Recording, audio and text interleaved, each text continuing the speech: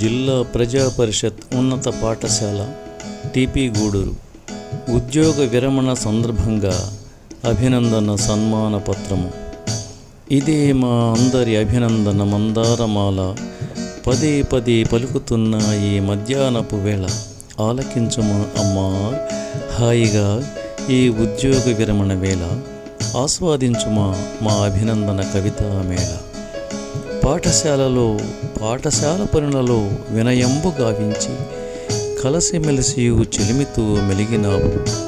మమ్ములను మరువకు మమత వీడి మరతుమన్నను నిన్ను మరువలేము.